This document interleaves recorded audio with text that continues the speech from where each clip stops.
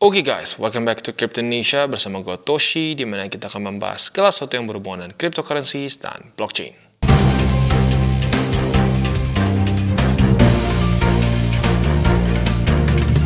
Oke, jadi pada hari ini guys, kita akan membahas mengenai MISA token. Tetapi sebelum kita masuk, seperti biasa, disclaimer dulu bahwa ini adalah paid review, tetapi bukan paid shield. Ya, jadi kita akan tetap bahas dari sisi positif dan sisi negatifnya, seperti biasa.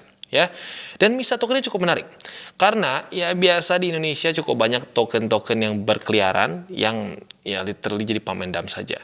Ya unik dari MISA token ini adalah dia memiliki underlying asset. Underlyingnya apa?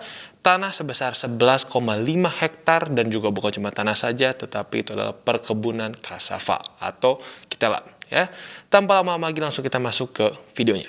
Oke, jadi pada hari ini kita akan mereview mengenai Sankara Misa. Ya, Sankara Misa ini adalah sebuah project yang datang dari Indonesia dengan token mereka yang bernama Misa dan mereka sekarang di ranking 2977 di CoinMarketCap.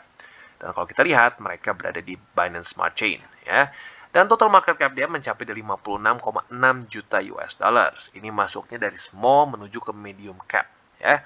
Dan kalau volume kita bisa lihat ini mencapai di 1,6 juta US dollars dalam 24 jam terakhir. Ini untuk max supply, total supply, dan seterusnya. Nah, tapi kalau kita bisa lihat di sini masih semua datanya self-reported. Ya, jadi sebelum kita lanjut, kalian harus tahu dulu bahwa ini datanya masih self-reported untuk market cap dan lain-lain. Ya. Nah, selanjutnya, apa yang membuat MISA ini unik? Salah satunya yang gue lihat adalah biasanya ya, nggak selalu, tapi biasanya project-project Indonesia itu rilisnya di DEX. Nah, seringkali orang-orang mungkin sudah sedikit trauma juga dengan ya project-project di Indonesia yang rilis di DEX karena seringkali ya tidak bertanggung jawab lah gitu kesannya ya. Tetapi uniknya MISA ini dia rilis langsung di centralized exchange saja. Bahkan kalau kita lihat di Twitter dia bahkan menekankan bahwa kita tidak ada listing di DEX ya. Kalau di sini kalau kita lihat ada Lbank, Bitrue, Bitmart, Hotbit dan Probit Global. Nah, tiga nama ini cukup besar ya, Bitmart, Hotbit dan Probit. Nah, jadi ini bisa dibilang salah satu hal yang cukup unik dari MISA token ya. Karena baik lagi untuk masuk ke centralized exchange itu jauh lebih susah dan jauh lebih rumit dibandingkan untuk kita sekedar masuk ke DEX ya, karena DEX bisa dibilang lebih ke ya selama ada liquidity ya silahkan saja boleh listing ya. Dan selanjutnya kalau kita di sini tujuan dari MISA token ini adalah untuk mengumpulkan dana dan yang pertama adalah untuk mengincrease underlying asset dari si PT MSA ini sendiri ya. Lalu kedua untuk meng-acquire token exchanger di Indonesia. Yang ketiga untuk mempublish tokens untuk startup dan small businesses, dari small sampai ke medium businesses untuk meningkatkan capitals. Yang keempat untuk investasi di conventional business dan juga trusted partners. Dan yang kelima tujuannya adalah untuk masuk ke digital businesses, startup seperti NFT creation, untuk artis-artis di Indonesia dan melakukan juga kolaborasi dengan artis-artis di Indonesia juga yang memiliki potensi. Nah, tapi kalau bisa dilihat, ya ini sebenarnya satu hal yang cukup sering lah, ya, yang dalam tanda kutip dijanjikan di ICO 2017. Ya, tapi seringkali ya nggak jadi kemana-mana. Tetapi yang unik dari MISA ini adalah dia memiliki underlying aset. Ya. Underlying aset mereka itu adalah plantation yang bukan senilai, tapi sebesar 11,5 hektar di Central Java, ya, atau Jawa Tengah. Nah, kalau bisa dilihat, ini berarti unik, ya. Artinya mereka memiliki collateral. Ya, jadi si MISA token ini nggak hanya berdiri berdasarkan demand saja ya atau ya pure speculation, tetapi mereka memiliki underlying asset dalam bentuk properti sebesar 11,5 hektar di Central Java. Dan yang unik adalah ini plantation, bukan hanya sekedar tanah yang tidak menghasilkan yield, tetapi mereka ini adalah sebuah plantation cassava. Cassava itu setahu gue adalah kalau Indonesia ketela ya, ketela. Nah, jadi ya berarti dia menghasilkan yield ya. Nah, tentunya ya nanti mereka akan terus mengincrease si utility dari si plantation ini dan juga salah satunya menambah juga underlying aset mereka supaya nanti bisa semakin besar yield mereka dan otomatis underlying mereka akan semakin besar. Jadi ini bisa bilang konsepnya cukup menarik. Biasanya seringkali di Indonesia terutama artis-artis ya membuat token yang tidak ada utilitas, tidak ada underlying aset dan ujung-ujungnya ya pump and dump dan tamat. Nah, yang unik dari Sankara Misa ini adalah mereka ingin membuat token mereka lebih stabil dengan cara dikaitkan ke properti yang mereka miliki. Nah, spesifiknya seperti apa dikaitkannya di sini tidak dijelaskan ya. Tapi intinya mereka memiliki 11,5 hektar tanah di Central Java. Dan unik juga di sini mereka ada PT-nya, PT MSA yang ada kantornya juga nanti kita akan bahas di belakang. Ya, jadi intinya Ya, sampai andaikan si token ini terjadi ya ketidakstabilan, ya mungkin kita bisa langsung urus ke PT si MSA ini sendiri. Jadi ini cukup menarik, berbeda dengan beberapa project yang dilahirkan di Indonesia yang lainnya, ya. Jadi kurang lebih seperti itu gambarannya. Dan selain dari itu juga kita bisa lihat tujuan dia juga salah satunya adalah menjadi exchanger di Indonesia. Nah, tetapi uniknya apa? Kalau exchanger yang lain kan yang mereka bisa menerima token-token yang kesannya tidak punya underlying aset. Nah, kalau di sini kita bisa lihat tujuan dari PT MSA ini ingin membuat satu exchanger yang hanya melisting token-token yang memiliki underlying aset saja. Jadi, ya nanti ke depannya token-token yang mungkin dianggapnya tidak punya underlying aset tidak bisa listing di exchanger mereka. Nah, bisa dibilang ini secara konsep cukup unik dari PT MSA, ya. Jadi kurang lebih seperti itu gambarannya dan kita akan masuk ke bagian official website mereka. Oke, jadi dia misatoken.com/id, yaitu adalah official website dari Sangkara Misa.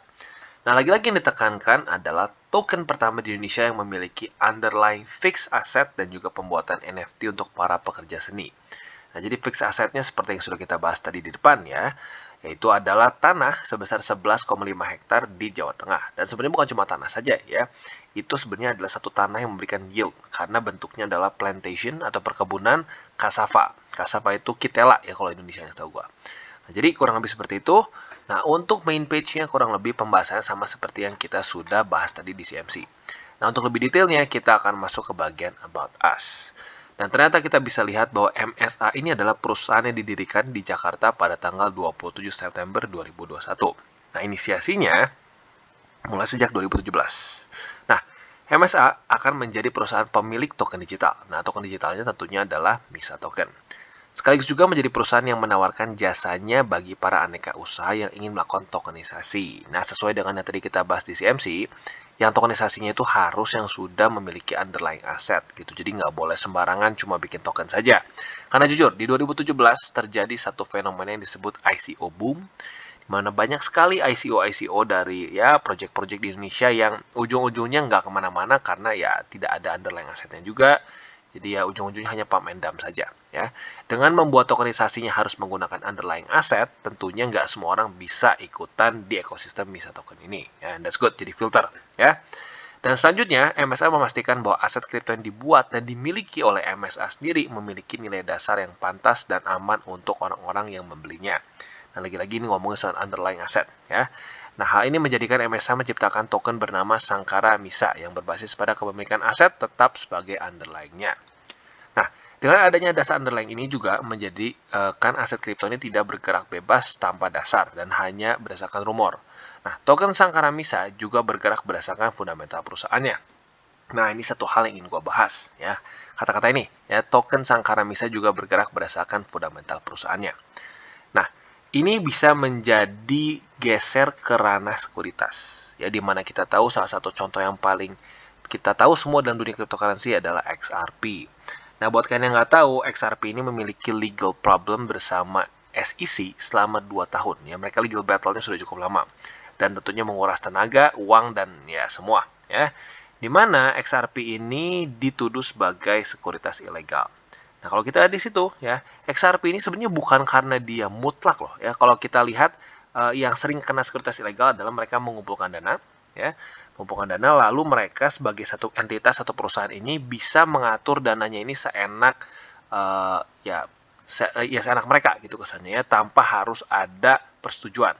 Nah, seringkali kalau terjadi seperti itu maka akan masuknya ke sekuritas ilegal. Otomatis ICO yang di 2017 itu semua masuknya ke sekuritas ilegal, ya. Nah, sekarang gimana caranya supaya satu token ini tidak menjadi sekuritas ilegal? Yang pertama, salah satu caranya adalah lakukan seperti Ethereum, Cardano, Polkadot, dan lain-lain, di mana ada on-chain governance di dalamnya. Sehingga semua pemegang token, contohnya di Ethereum, ya pemegang token Ethereum, kalau di Cardano, ya berarti pemegang token ADA, itu memiliki hak pilih, ya, atau voting rights. Nah, dengan seperti itu, maka akan dianggap cukup decentralized. Ya, contohnya seperti ini, ya kita lihat. Ethereum dan Cardano tidak diserang oleh SEC, at least for now nggak diserang. Ya, kenapa ya? Karena itu terjadi desentralisasi. Nah, yang menjadi permasalahan dari XRP ini tokennya banyak sekali dipegang oleh tim dev.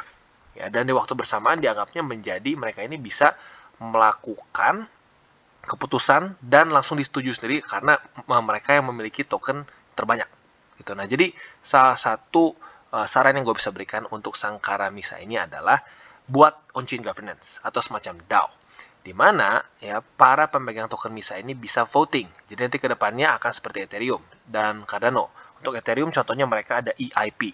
Nah, itu bentuknya proposal. Jadi mereka nggak bisa sembarangan memutuskan, oh kita Ethereum tiba-tiba pengen berubah, misalkan dari total total supply-nya misalkan dari 1 juta kita mau naikkan jadi 100 triliun. Nah, itu nggak bisa dilakukan semena-mena. Itu harus berdasarkan on-chain vote. Nah, ini yang gue sarankan juga untuk si token MISA ini, supaya mereka membuat satu governance supaya kedepannya nggak kena urusan regulasi. Ya, oke. Dan pertanyaan selanjutnya mungkin seperti ini ya. Sudah terjadi penjualan token, tentunya ada dana yang terkumpulkan.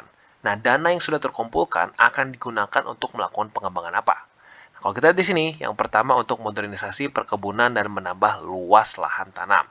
Ya, tentunya bagus ya, karena ini in theory menambah underlying aset mereka biar lebih besar. Ya. Yang kedua, membuat exchanger cryptocurrency di Indonesia yang berisi stable token asli Indonesia berbasis fixed asset dan blockchain technology.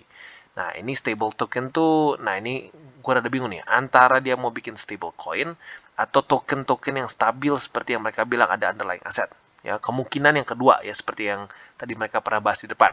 Jadi mungkin akan ada UMKM yang sudah ditokenisasi, lalu mereka akan listingkan di exchanger mereka. Nah, selanjutnya, membantu UMKM dan aneka usaha nyata yang membutuhkan pendanaan jangka panjang dan menengah dengan metode tokenisasi. Dan yang terakhir, cukup mirip juga, ini menjadi inkubator dan investor bagi UMKM dan perusahaan-perusahaan startup di Indonesia. Nah, lagi-lagi yang menjadi satu tantangan bagi Sankara Misa adalah regulasi. Ya, karena kenapa? Untuk sekarang regulasi untuk crowdfunding, karena mau tidak mau ini masuknya ke dalam crowdfunding ya, pendanaan. Ini setahu gua ya belum ada regulasinya untuk dengan jalur tokenisasi. Nah, jadi nggak tahu nih ke depannya legalitasnya seperti apa untuk dalam proyek ini ya, untuk tokenisasinya. Dan untuk jadi inkubator pun sama ya, berarti kan mereka kalau dengan ini urusannya sama-sama lagi juga dengan tokenisasi.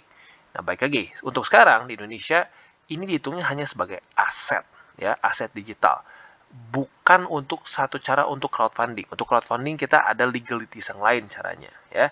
Nah, maka dari itu ya mungkin ini bisa menjadi salah satu tantangan untuk MISA token, atau mungkin jangan-jangan mereka bisa menjadi satu pionir yang malah membuka jalan untuk cara metode tokenisasi sebagai crowdfunding ya. Dan juga untuk exchanger, tentunya kalau exchanger sudah ada beberapa exchanger yang sudah buka di Indonesia dan legal ya. Nah, tetapi di sini mereka ada spesifiknya untuk token yang memiliki fixed asset saja. Nah, jadi ya baik lagi, untuk kalau fixed asset kan berarti akan dikaitkan dengan aset nyata di dunia. Gitu. Tentunya secara ide bagus ya. Misalkan satu token dijamin dengan tanah. Nah, tetapi permasalahannya nih, andaikan, ya kita lihat nih, contoh seperti Luna. Luna itu, dan USD tentunya ya. USD tahu kita bahwa dia itu dijamin atau kolateralnya adalah sebagai ya dengan Luna ya, tetapi ternyata Lunanya drop harganya sehingga akhirnya ya hancur ya. Itu yang secara virtualnya. Nah, sekarang ini kalau secara realnya, andaikan misalkan ya satu token di sini atau MISA token misalkan turun 10%, secara teknisnya seperti apa yang terjadi? Apakah akan penjualan tanah atau akan ada penjualan apa untuk bisa menutup harga si MISA token kembali stabil? Nah, itu juga satu hal yang menjadi PR bagi MISA token. Gimana caranya mereka membuat si token mereka terus stabil dengan real asset mereka. Ya. Jadi kurang lebih seperti itu untuk dari dana yang akan didapatkan oleh MISA token ini dan pengembangannya akan kemana. Oke, dan sekarang kita masuk ke bagian NFT dan juga bagian social media platform mereka ya. Untuk NFT, overall kita bisa lihat seperti ini ya. Jadi project NFT mereka ini ada beberapa kontributornya. Dan kalau kita lihat di sini, ini semuanya orang Indonesia ya. Dan mereka ada yang ada yang musisi ya, seorang basis dari grup band reggae ya. Dan juga ada seorang painter di sini namanya F Nata, dan juga ada pastry chef dan seterusnya. Jadi bisa dibilang orang-orang yang mungkin masih belum punya kesempatan untuk terekspos ya seni mereka. Nah, mereka buat sekarang dalam bentuk NFT. Ya, jadi basically cara kerjanya seperti NFT project lain lah kurang lebih ya. Dan selanjutnya ada juga di sini IG mereka, di mana bagi kalian tertarik untuk terus mengikuti ya perkembangan terbaru dari Misa Token, bisa juga follow IG mereka di sini ya. Dan di sini yang enaknya adalah apa? Mereka ini sudah memiliki kantor juga ya, alamatnya di The Boulevard Office lantai 6 unit B1 sampai B2 ya, ada nomor telepon, ada juga PT-nya. Jadi in theory untuk secara legalitasnya lebih jelas dibandingkan ya jauh lebih jelas dibandingkan beberapa project di Indonesia yang lainnya yang kadang-kadang kita nggak tahu siapa timnya dan maksudnya tujuannya buat apa ya. Nah, selain itu juga kita bisa lihat Misa Token ini juga punya Twitter ya. Dan ternyata gua kemarin miss ya, kenapa nih Misa Token kok kedengarannya kayak sedikit familiar. Ternyata kemarin ya dia itu baru saja kerjasama dengan iToken ya. iToken itu adalah tadinya sebelumnya Huobi Wallet ya, di sini mereka kerjasama di Learn to Earn mereka. Jadi ya not bad ya, not bad. Dan buat kalian yang tertarik juga bisa mengikuti event dari Learn to Earn ini dan bisa mendapatkan a share of 500 USD ya, dan seterusnya. Jadi lagi-lagi bagi kalian yang tertarik untuk terus mengikuti ya berita terbaru mengenai Misa Token, bisa follow Twitter mereka dan juga bisa follow IG mereka. Oke, jadi kesimpulannya seperti yang kita bisa lihat, ini cukup unik ya. Biasanya di Indonesia token-token seperti yang gue bilang ya, seringkali token-tokennya tidak berutilitas, nggak ada underlying-nya juga, dan ujung-ujungnya jadi seringkali pump and dump dan biasanya hanya dikaitkan ke nama-nama orang terkenal saja. Tentunya dengan melihat jenis-jenis project seperti ini, ya kita ternyata bisa juga melihat bahwa ternyata ada juga project-project yang secara white paper-nya, secara dasarnya unik ya. Nah, tinggal masalah regulasi saja. Karena lagi-lagi di Indonesia, setahu gue ya, belum ada regulasi untuk ya masuknya crowdfunding ya, untuk mendanai UMKM atau startup itu biasanya punya satu jalur legal yang lain ya. Nah, dengan cara tokenisasi ini cara yang baru ya. Ya tentunya bisa antara dua ya, antara ini jadi tantangan atau malah ini menjadi pionir ya. Mungkin saja Misa Token ini menjadi pionir untuk tokenisasi untuk crowdfunding ya. Dan satu lagi mungkin urusan mengenai gimana caranya real asset ini bisa menjaga harga si Misa Token ini sendiri ya. Untuk si teknisnya kita belum tahu ya, tapi baik lagi untuk sekarang minimal kita bisa tahu bahwa ada underlying aset untuk si Misa Token ini. Tinggal teknisnya gimana untuk menjaganya ya. Jadi kurang lebih seperti itu untuk Misa Token. Oke, dan bagi kalian yang belum menonton DCWT atau Daily Charting with Toshi, bisa klik di sini, dimana kita akan daily chart your favorite cryptocurrencies. Dan buat lo mungkin masih bingung cara baca chart, candles, dan hal mendasar lain, bisa juga klik di sini, dimana ada tutorial with Toshi.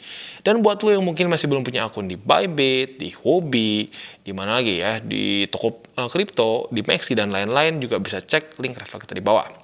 Dan jangan lupa juga untuk join Telegram grup kita, di mana kita bisa ngobrol-ngobrol santai mengenai dunia cryptocurrency secara dua arah. So, jangan lupa untuk like, subscribe, click the bell icon, and see you on the next video.